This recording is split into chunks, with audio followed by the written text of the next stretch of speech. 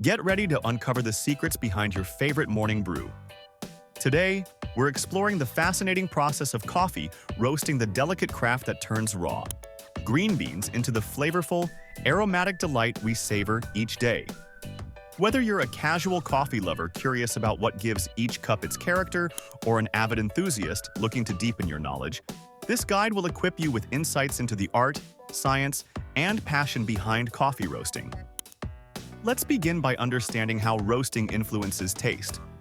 When raw coffee beans, which are essentially dried seeds of the coffee tree, are roasted, they undergo a complex transformation that gives rise to the familiar flavors and aromas of coffee.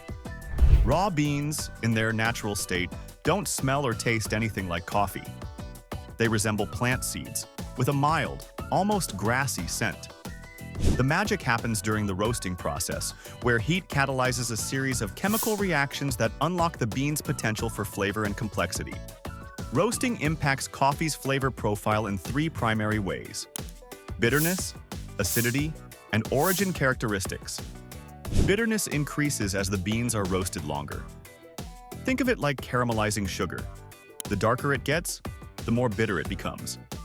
Acidity, on the other hand, follows a bell curve. It rises during the early stages of roasting, peaks, and then diminishes as the roast darkens. Many coffee drinkers who prefer darker roasts do so because they find the acidity of lighter roasts less palatable. The third aspect, origin characteristics, is perhaps the most intriguing. Factors such as the soil type, altitude, climate, and post-harvest processing methods all influence the chemical makeup of a coffee bean. When roasted lightly, these origin characteristics are preserved, resulting in a cup that reflects the unique terroir of the coffee's origin. As roasting progresses, these distinct flavors diminish, replaced by a more generic roasted flavor. This is why specialty coffee roasters often favor lighter roasts. They seek to highlight the bean's inherent qualities rather than mask them.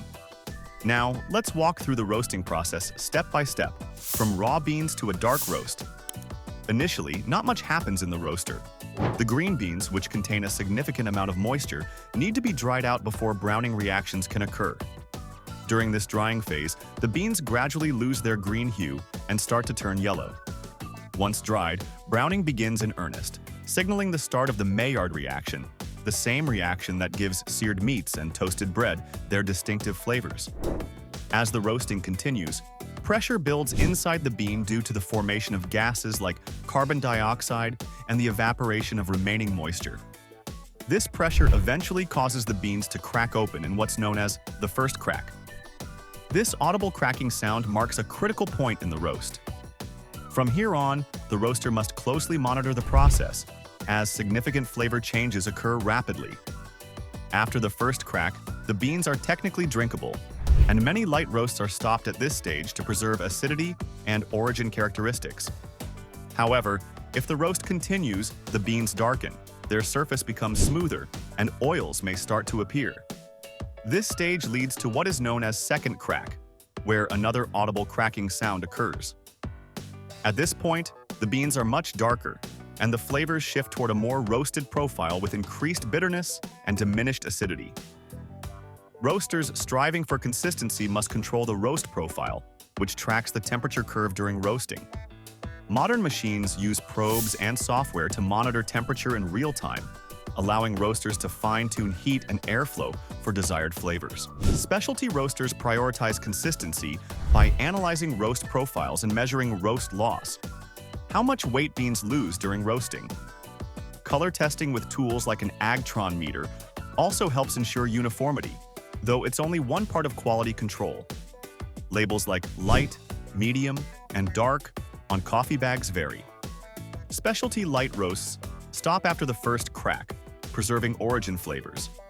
Medium roasts balance origin notes and sweetness, while dark roasts focus on body and bitterness. Commercial roasters may push roast levels further, resulting in more uniform but less nuanced flavors. Home roasting can be done with a sheet tray and oven, though maintaining consistency is tough due to uneven heat. Many experiment with timing and heat levels to find the right balance. Espresso roasts, designed for high-pressure brewing, are usually darker for easier flavor extraction. Still, many specialty roasters offer lighter espresso blends for brighter, more complex shots.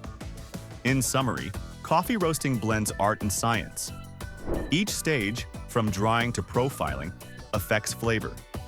Whether you enjoy a bright light roast or a bold dark one, understanding the roasting process adds depth to your coffee experience. Next time you savor a cup, remember the intricate journey from green bean to aromatic brew, and appreciate the diversity each roast brings. Thanks for watching.